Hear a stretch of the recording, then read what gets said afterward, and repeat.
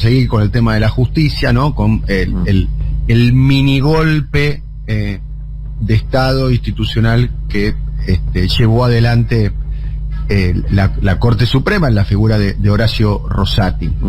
Ayer puso un tuit y tuvo mucha reacción, digamos, cosa que a mí en particular no es algo que me guste mucho, porque me tiraron todo el trolerío del macrismo encima, ¿no? Me di cuenta porque me llegaba una cantidad de mensajes muy desproporcionada en muy poco tiempo, lo cual hablaba de una capacidad de organización. Y la verdad que tienen un argumento que es muy bueno. Un argumento que es muy bueno. ¿Cuál? Yo no se los quise reconocer y se los estoy reconociendo ahora, así que si hay alguno que está escuchando, se los reconozco. Se van a enterar, sí. Se van a enterar, sí. ¿Cuál es el tuvo muchas argumento? repercusiones de la transición ordenada, quiero decir. Bueno. Y ya vamos ahora con Eva, que tiene muchos entretelones de la cuestión del Consejo de la Magistratura y cuál es la tensión política que está viendo, porque la Argentina está entrando en una crisis institucional, digamos. Pero el argumento que me daban ayer los macristas es que Horacio Rosati llegó con el voto de gran parte, tengo entendido, de los 72 senadores que integran la Cámara. Corregime por favor, Eva, vos que seguramente tenés la información más precisa. De los 72 senadores han votado a Horacio Rosati el número de 60. Fueron muchos los senadores en aquel momento. Esto es interesante, ¿no? Como Contegrán, por ejemplo, ¿no? Que es el jefe de los fiscales en la provincia de Buenos Aires, fue votado por unanimidad. Por unanimidad. O sea, por los frentes de todos votaron todos. Qué enorme capacidad de negociación que tuvo el macrismo para llevar adelante sus reformas o sus propuestas, y qué enorme dificultad que tiene el caso de Alberto Fernández, que dicho sea paso, se supone que una de sus virtudes tiene que ver con la negociación política, ¿no? O con la capacidad de diálogo, con la capacidad, ¿no? Esa doctrina de Alberto Fernández de que los temas se solucionan con una mesa y con gente sentada alrededor, ¿no? Y que tiene esa enorme capacidad y no logra siquiera ocupar la vacante de la Corte que le corresponde a su periodo político, que es la renuncia de Hayton del Nolasco, ¿no? Bueno, cuestiones aparte, pero ayer el argumento que me daban con respecto a Rosati es un argumento que es cierto, y en un punto es un argumento que es contundente. Después hay que analizar, digamos, pero Rosati primero aceptó, y ahí está, me parece, la marca en el orillo, aceptó ser ministro de la Corte por decreto, por un decreto que era una idea de Rodríguez Simón, ¿no? De Pepín, ¿no? La idea original de que le dijo a Macri, imagínate cómo estaba Macri cuando arrancó, ¿no? Otro que no había leído la carta de Grimson, ¿no? Macri cuando arrancó, que él puso 2 ministros de la Corte por decreto. Pero después, al darse cuenta, porque ¿qué pasó? La reacción, ¿sabes por qué no puso los 2 ministros de la Corte por decreto? Porque no lo dejó Lilita. Porque no lo dejó Lilita, Macri, ¿eh? No es que lo frenó el sistema y todo. Lilita le puso el límite. Lilita le dijo, no, esto no podemos hacerlo nosotros. Y después, ¿qué hizo? Mandó el pliego. Y bueno, porque tenía los votos también, ¿no? Después tuvo los votos, ¿no? No, pero no tenía los votos. Si la mayoría, no tuvo, después dijo, lo consiguió. La mayoría con quórum propio en el Senado la tenía el bloque del Frente para la Victoria. ¿Sí? Es más, muchos decían, no, qué difícil la va a tener Macri cuando tenga que negociar con los fondos buitres, ¿viste? Porque había una ley cerrojo que no permitía hacer una oferta a los buitres mejor que se le había hecho al resto de los acreedores, ¿viste? Una cláusula cerrojo, ¿te acordás? Una ley cerrojo que no les permitía, de alguna manera, era para defender los intereses de Argentina a la hora de negociar con los holdouts.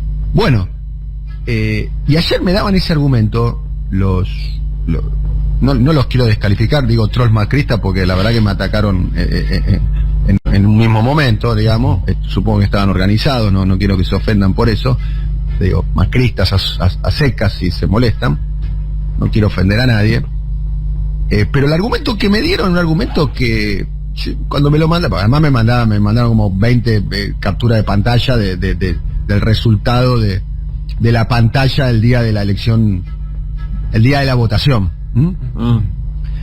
Y tienen razón. Y es un tema para revisar también, ¿no? Porque el lawfare no se termina en Macri, ahí hay una trampa también, ¿viste? El lawfare va mucho más allá de Macri. Es más, ayer me especulaba alguien, ¿no? Con el cual hablé, que conoce mucho la política santafesina, que claramente Rosati viene con un objetivo político, que ya lo vamos a ver cuál es. Porque ya hemos visto que la justicia es la enorme capacidad disciplinadora sobre el sistema político. Que es a lo que viene Rosati, Rosati controla la corte, que es controlar todos los expedientes y controlar el fallo final, que es a donde la están esperando, que ya le dije la semana pasada, la están esperando con el cuchillo y con el tenedor a Cristina, y a todo su proceso político. Y después con el Consejo de la Magistratura es una capacidad coercitiva enorme sobre los jueces. De hecho, el juez de Paraná que quiso intervenir ahí en la cuestión de la corte, un juez de Paraná federal, ya pidieron su expediente y ya lo van a mandar a la parrilla, ¿no? No, pero mirá qué simpático ese meme del Hombre Araña nuevo. Es un meme del Hombre Araña nuevo. Rosati, que toma el poder en el Consejo, como presidente de la Corte manda al Consejo, o sea, el presidente de la Corte manda al Consejo que preside el presidente de la Corte el expediente para ser, como vos decís, enviado a la parrilla de un juez. Sí. Es la suma del poder público, digamos. Ese famoso también estar de los dos lados del mostrador, ¿no? Es como... No, pero son como 14, no sé, es una mesa redonda y está en todo su contorno. Claro, sí, la abraza directamente. La abraza, porque fíjate, es muy llamativo lo que está pasando. Pero entendemos acá entendamos algo y nosotros lo estamos diciendo en tiempo real. Y ahora ya quiero ir por favor, a Eva, que tiene muy buena información sobre este tema, muy buena información sobre cómo va a seguir políticamente esto. Está claro que esta es una agenda de microclima, ¿viste? No sé, nos paramos en primera junta, en la parada del 25, en lo que van a la Boca, y le preguntamos cómo funciona el Consejo de la Magistratura, y le va a costar entenderlo, explicarlo. Estamos hablando de algo de súper microclima político y demás, pero que tiene un impacto en la vida cotidiana, porque son los jueces que terminan avalando o censurando o condicionando medidas de carácter político y medidas de carácter económica, como por caso lo que vos siempre traes al recuerdo, Adrián, el decreto 690, ¿no? Que regulaba las comunicaciones y las declaraba servicio público, ¿no? Una de las grandes medidas que tomó este gobierno, que después no, lo que yo llamo los goles que este gobierno hizo, goles que no gritó. O sea, ¿viste? Como si fuera la ley del ex. Y que después el VAR anuló. O el VAR suspendió, no sé. Claro, bueno, el VAR, muy buena metáfora la del VAR. Claro, exactamente. La justicia es el VAR. O sea, vos haces un gol y la justicia ve si te lo avala o no te lo avala. El VAR como funcionó el otro día en la cancha de River, ¿no? Sí. El VAR así, funcionando como la cancha del otro día con el gol, con el penal de River. Por eso, el VAR es bastante irregular. A ver si lo podemos buscar, le digo a la producción, me está escuchando, a ver si lo podemos llamar a Eduardo Freiler. Porque Eduardo Freiler una vez nos dijo una frase muy obvia, pero la dijo Eduardo Freiler, que para mí es como, tuvo un valor medio epifánico. Dijo, el poder judicial es la expresión, en el estado del poder económico. O sea, ¿dónde se expresa el poder económico en los poderes del Estado?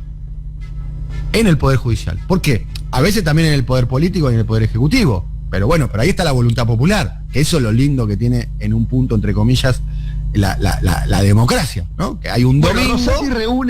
Rosati reúne todas esas condiciones, es una característica de Rosati, ¿no? Es poder político, porque tiene una historia política, es poder judicial, porque es el presidente de la Corte, habla ambos lenguajes, es audaz, condición que para hacer política es indispensable, por lo menos si sos ambicioso, es audaz, no es un elogio, es una descripción.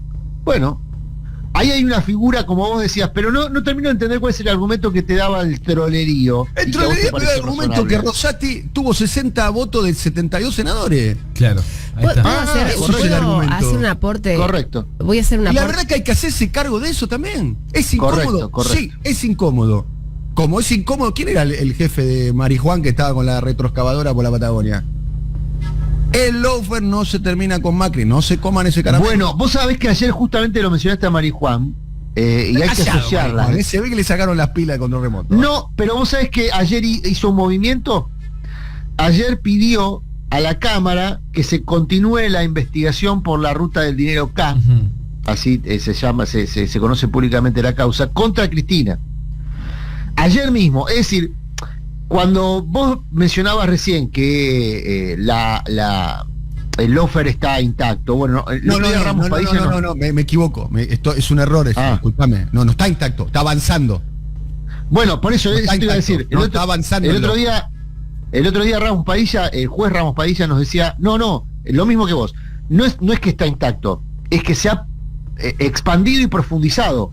Hay más integrantes de esa escudería, de la escudería lawfare. Y esto es responsabilidad, ¿sabe de quién? Alberto Ángel Fernández. Alberto Ángel Fernández, con su política de negociación perpetua, la puso a Marcela Lozardo, a quien la echó del cargo Carlos Stornelli cuando fue un programa de televisión, recordándole los diálogos que tenía y la solidaridad que mostraba Marcela Lozardo con Carlos Stornelli. Lo dijo Carlos Stornelli. Lo dijo Carlos Stornelli. La responsabilidad. Bueno, pero el que avisa. Santiago, sí. Escuchemos a Santiago Cafiero. Ponelo. Eso te va a decir. Escuchemos a Santiago Cafiero, mira. Nadie puede decir que está sorprendido por nuestra postura. Nosotros permanentemente hemos planteado que la justicia como poder se debe revisar a sí misma, que la justicia tiene su legitimidad basada en el prestigio, y que cuando vemos lo que sucede con la justicia en líneas generales, vemos que se desprestigia día a día. Bien.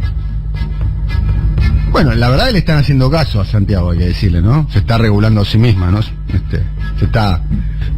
Bueno, el que avisa no traiciona, dicen, ¿no? Cafiero, ¿qué hizo en ese momento? Avisó. La justicia se va a autodepurar. O sea, no iba a haber ninguna acción política destinada a modificar ningún elemento. Después otra cosa, los que están escuchando ahora, ¿qué dicen? Dice, pero no está el número, Tonietti, no tenemos los números, la cámara, ¿viste? Nos faltan 7. Amigos, primero, para eso no hagamos política y llamémoslo a Paenza, que hace aritmética. Primera cuestión. Segunda cuestión, te voy a dar 3 ejemplos que nunca están. El número nunca está, de eso se trata la política, chiques. De cambiar las condiciones actuales que tenés, acumular más poder y hacerlo. Y 2 cosas, te voy a dar 2 ejemplos en 2 sentidos absolutamente contrarios. Y 2 sentidos que se oponen claramente uno con el otro. Néstor no tenía el número y Macri no tenía el número. Sin embargo, llevaron adelante reformas en la Corte. El número nunca está. ¿Sí? El número nunca está. Pero después se trata de la política. Y lo tenés que hacer cuando inicia el gobierno. Por eso todos los gobiernos llevaron adelante reformas en la Corte cuando inicia el gobierno, que es cuando tenés todo el poder. Tenés el poder electoral, tenés la opinión pública, tenés a tus rivales políticos que tienen que dar explicaciones porque acaban de perder una elección y seguramente entraron en algún tipo de crisis. O sea, las condiciones son esas, ¿no? En ese momento, digo, porque yo ya los conozco a los, ¿viste? A los talibanes de la correlación de fuerza que dicen, no está el número, no te das cuenta. Bueno, Macri no tenía el número. O sea, y lo digo sinceramente, y es un tema que alguna vez hablé con él, y es una persona que le tengo mucho cariño y mucho respeto, y es una persona para mí muy valiosa. Y lo hablé con él.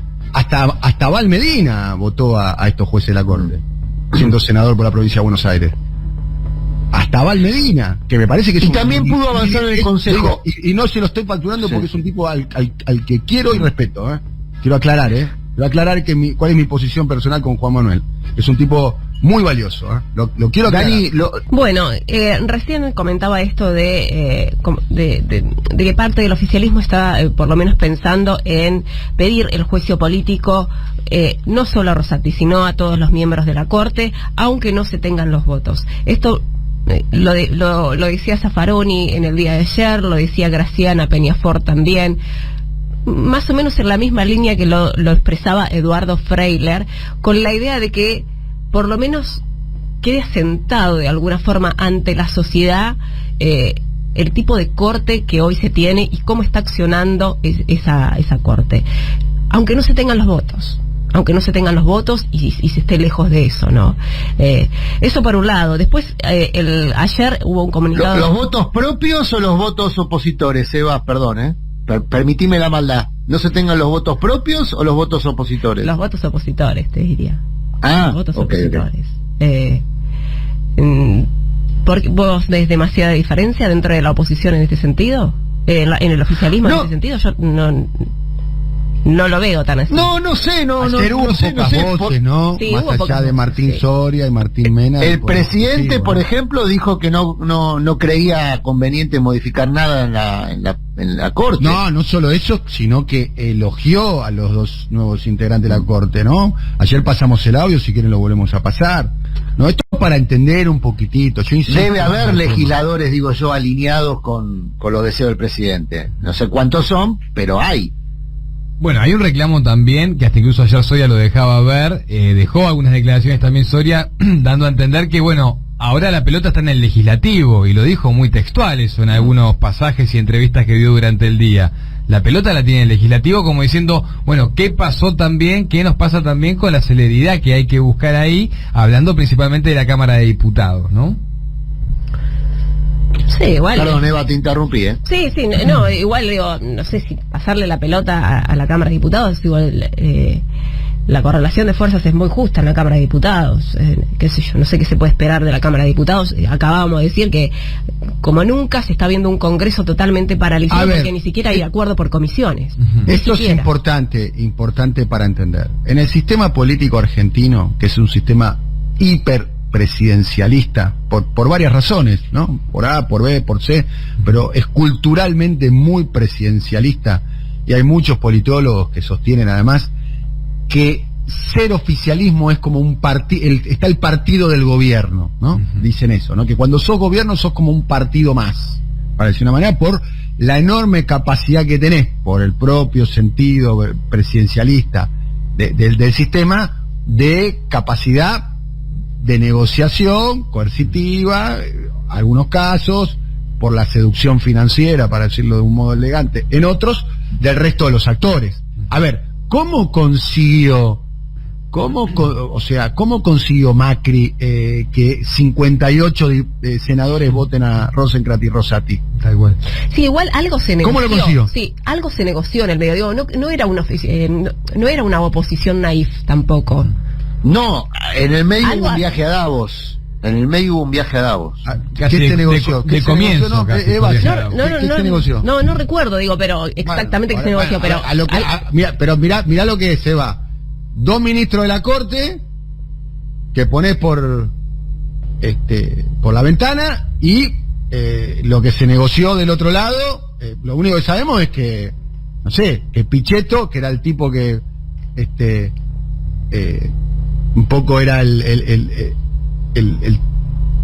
hombre de la influencia, digamos, que iba a la Rosada y sacaba recursos para los gobernadores, los intendentes y demás, terminó de integrante de Cambiemos. Sí.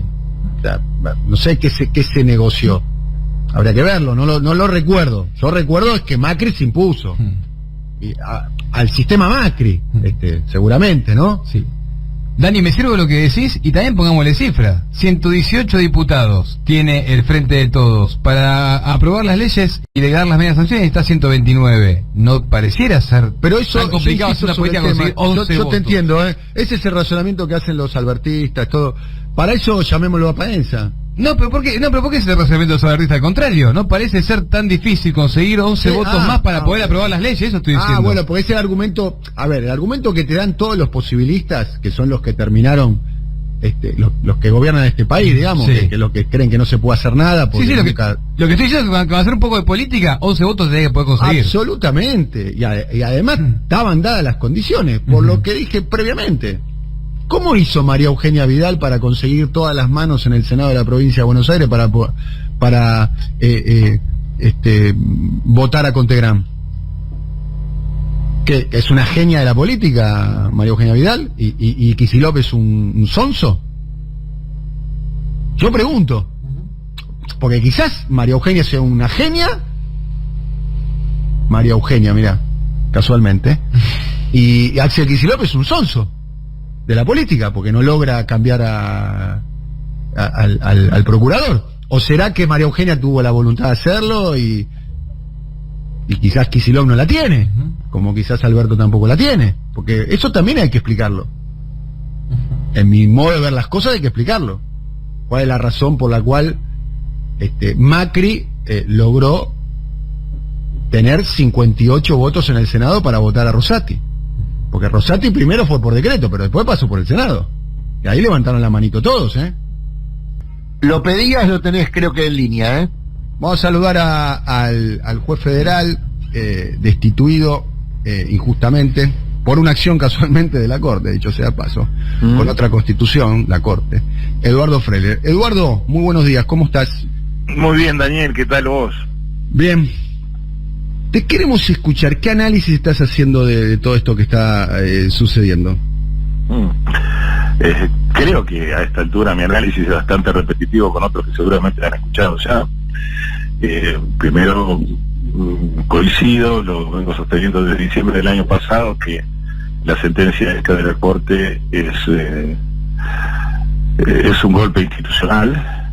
Creo que se robó funciones que no le corresponden, son funciones legislantes. Repuso una ley derogada por el Congreso de la Nación, o sea, por donde reside la soberanía del pueblo. Y más allá de anular la que estaba de una forma, a mi modo de ver, nada jurídica, nada técnica, si bien han querido entrar en algunos tecnicismos como para ocultar su verdadera intención, en donde le ordena incluso al Congreso de la Nación que tiene que legislar y le da ciertos parámetros de cómo tiene que legislar, o sea, le dice qué es lo que tiene que hacer y cuándo lo tiene que hacer, le da un tiempo muy exiguo, en el cual a todos hace sospechar que en diciembre del año pasado conocían que iba a ser casi imposible que el Congreso de la Nación sancionara una ley en el tiempo que la Corte lo había pretendido. Y esto pareciera ser también que es una acción de pinzas coordinada con algunos otros grupos, en este caso los grupos de la oposición, donde pareciera ser que no van a dar su presencia ni sus votos como para que la ley salga, lo cual dejan la cuestión como lo pide la Corte, poniéndose la misma persona que se votó como presidente de la Corte, ahora se votó como presidente del Consejo de la Magistratura. Y bueno, más allá de sus antecedentes, de Rosati y Rosenkrantz, que quisieron aceptaron asumir las funciones de miembro de la Corte, del ministro de la Corte, como por decreto, algo totalmente inconstitucional, y que podemos poner a alguien que acepta asumir de forma inconstitucional y que luego tenga que decir que es constitucional y que no en nuestro país. Con lo cual realmente me parece que la situación es bastante fea. Creo que hay una situación de escalado institucional muy grande y provocado justamente por la Corte Suprema de Justicia de la Nación, o sea, algo que ni siquiera la misma Constitución lo ha previsto. Sí había previsto ya en 1860 la incorporación de un artículo que en aquel momento se llamaba, que era la cláusula anti-Rosas, que declara infame traidor de la patria a aquellos que le den a los gobernadores o al presidente de la Nación la suma del poder público. Pero creo que en aquel entonces no tuvieron en miras que quien podía llegar a pretender esas funciones fue la misma Corte Suprema de Justicia. Con lo cual creo que tampoco tenemos una salida institucional que no sea la política. Bien, estamos hablando con Eduardo Freiler. Eduardo, quiero hacerte escuchar un audio de Rosati en el programa Odisea Argentina que conduce el periodista Carlos Pañi. Eso fue hace un tiempo atrás, hablando acerca de el rol de la Corte, casualmente por el tema del Consejo de la Magistratura, el rol de la Corte y los límites que debería de tener. Esto decía Rosati frente a Pañi. Dice la Constitución que en la conformación del Consejo de la Magistratura deben estar integrados de modo equilibrado la política, es decir, legisladores, de oficialismo y oposición, representantes del Poder Ejecutivo, la justicia, los abogados y académicos y hombres de ciencia. Ahí hay que lograr una equiparación. Nosotros en la Convención del 94 no pusimos cuántos integrantes de cada estamento debían participar porque no llegó el consenso para eso. Cuando empezamos a discutir ese tema no hubo acuerdo. Entonces, ¿y eso hubiera sido bueno que lo hicieran? Sí, porque lo dejamos para las leyes, para el legislador, y las leyes que ha dictado el Congreso de la Nación han sido constantemente cuestionadas en su constitucionalidad por el debate en torno a si había o no equilibrio entre los distintos sectores que la acompañan. Hoy tienen ustedes en consideración nosotros un tema. Tenemos un expediente sobre el particular en donde se está planteando la inconstitucionalidad de esta composición actual. Si la Corte dijera que es inconstitucional, volveríamos a la ley anterior. Pero como hay un proyecto, como hay varios proyectos en el Congreso de la Nación y la Corte Suprema de Justicia, que es un órgano plural, que es un órgano en el que estamos representados distintas especialidades, distintas historias de vida, distintas pertenencias, identidades originarias, a nosotros nos parece importante, nos ha parecido importante dar un tiempo para que los poderes representativos, es decir, el Congreso, pueda dirimir desde la política esto. ¿Por qué? Porque yo creo en el diálogo entre los poderes, pero es muy importante que el juez nunca reemplace al legislador. El legislador es el que tiene que establecer las reglas generales. Los jueces lo que podemos hacer es descalificar una ley si agravia la Constitución, pero no podemos reemplazar al legislador diciendo cuál es la ley necesaria para tal o cual caso. Bien. Está diciendo que el juez no puede reemplazar al legislador. Desde el punto de vista político, Eduardo, y te agradecemos tu tiempo, ¿qué estás viendo? ¿Es exagerado pensar en un golpe institucional donde Rosati pasa de controlar la decisión final sobre los expedientes judiciales en la Argentina, los tiempos políticos o los tiempos judiciales, ¿no? Y ahora pasa a sentarse en la cabecera del organismo que castiga y nombra jueces, como es el Consejo de la Magistratura, y es una persona que, dicho sea paso, está en la línea de sucesión presidencial? No, para nada. Creo realmente que, como ha sido definido por algunos miembros del gobierno, como un golpe institucional. Y ya un poco de hablar el primer día de funciones como presidente de Rosati, hemos visto cómo ha acumulado el poder y cómo lo comenzó a usar. El juez Alonso de Paraná, que había otorgado un amparo ante una presentación y que había determinado que le había exigido al Congreso que no enviara a sus representantes hasta tanto no salga una ley, digo, sus representantes del Consejo de la Magistratura, ¿no? Bueno, por preferencia la Corte toma ese caso y en una actividad jurisdiccional, o sea, actuando como jueces, dan vuelta ese amparo otorgado por el juez de primera instancia. Pero no solamente eso, sino que aparte le envían al Consejo los antecedentes para que ese juez sea sancionado. Vale decir que entonces Rosati se cruza, ¿no? Desde la Corte cruza la Plaza Lavalle, va al Consejo y desde ahí entonces va a darle el recorrido necesario para que ese juez sea sancionado. Lo pide como presidente de la Corte y después lo atiende como presidente del Consejo. Esto ya está pasando, o sea, en el primer día de funciones de Rosati está pasando esta barbaridad que, bueno, que creo que como tantas otras cosas deben ser conocidas y vistas.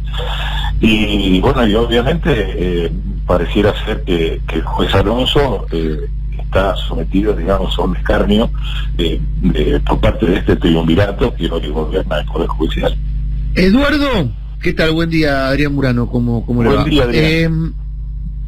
Habitualmente en política se habla de que todo dirigente o toda figura política tiene una terminal o un padrino, ¿no? En el caso de Rosati ha tenido varios padrinos políticos a lo largo de su vida, siempre dentro del peronismo.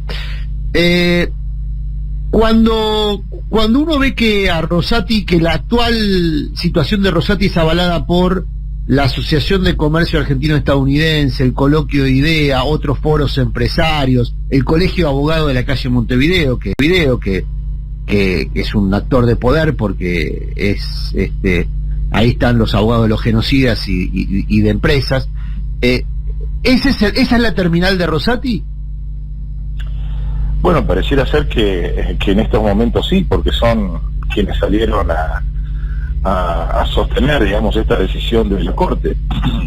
Vale decir que con el audio que escuchamos recién de Rosati, donde decía que la Corte estaba integrada por personas que tenían distintas identidades de origen, pareciera ser que esas identidades de origen se han olvidado y hay que ver cuáles son las identidades del signo de origen, o sea, las identidades actuales, que parecen coincidir totalmente con los intereses de la Cámara Norteamericana de Comercio, con los intereses del Colegio de Abogados de Buenos Aires. Vale decir, todo indicaría que hay una acción coordinada de estas diferentes instituciones que representan en definitiva mismos intereses. Estamos hablando con Eduardo Freiler, quien fuera juez federal, camarista. Eva. Sí, quería consultarle sobre la posibilidad de pedirle juicio político a Rosati, que es una de las ideas que por lo menos han manifestado algunos, parte del oficialismo, en realidad. Aunque no se tengan los votos, digo, ¿le parece como una buena salida política pedir el juicio político de Rosati? Yo creo que es necesario. Es necesario porque, y no solamente a Rosati, creo que a todo el triunvirato, y habría que analizar también la situación del cuarto miembro que acompañó parcialmente, digamos, esta sentencia. Creo que es necesario para demostrarle a la ciudadanía y a la masa de los votantes que le han dado el mandato a este gobierno, decir que este gobierno toma nota realmente de esta situación, que no solamente la describe, sino que también actúa en consecuencia. Aunque no se consigan los votos necesarios, pero creo que el debate que se puede llegar a dar en diputados como para poder formalizar la acusación es fundamental para que trascienda a toda la ciudadanía, incluso al exterior también, porque hay muchas de estas cuestiones que seguramente van a ser revisadas o bien por el Sistema Interamericano de Derechos Humanos y, por qué no, el representante de Naciones Unidas para la independencia del Poder Judicial. Entonces yo creo que es necesario que el estamento político se muestre y que demuestre su disconformidad con esto y no una aquiescencia, ¿no? Porque a veces el silencio o la omisión de acción pareciera estar otorgándole un manto de piedad a todo esto y de aceptación de status quo, ¿no? Eduardo, muchas gracias, No, por favor, gracias a ustedes, Daniel, un abrazo grande. Eduardo Freiler conversando con nosotros. Eva, amplía un poquito la información que tenés.